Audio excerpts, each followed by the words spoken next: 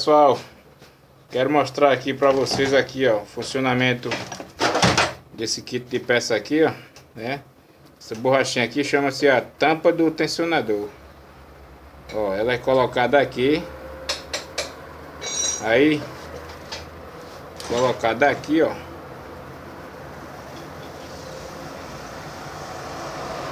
Aí logo em seguida, aí você pode subir ela até o limite de trabalho, tá vendo que ela passou pra lá, pra dentro do motor. Aí ó, vem a mola, certo? E a tampa, o parafuso, né? Parafuso.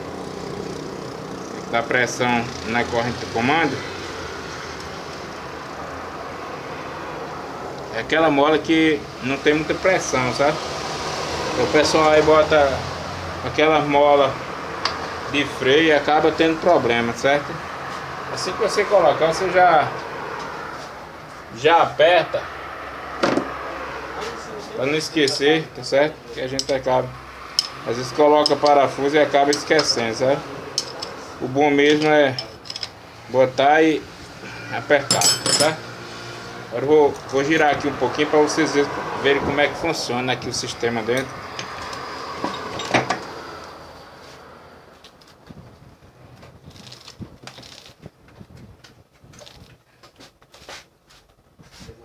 Ó, funciona movimentando assim.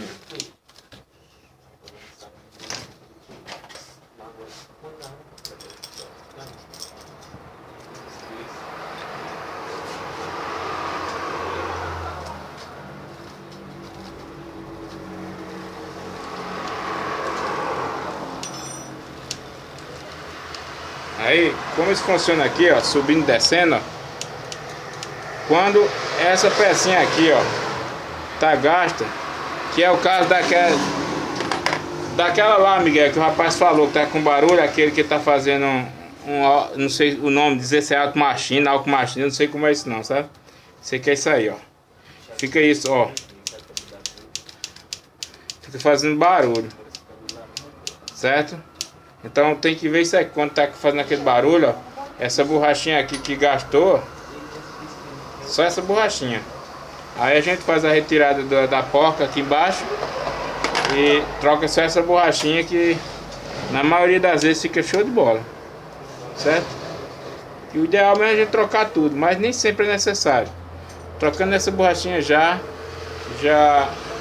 às vezes já é o suficiente, né? Porque muitas vezes não é tão necessário trocar tudo não. Você troca essa borrachinha aí, ó. Aquele barulho feio lá acaba. Valeu!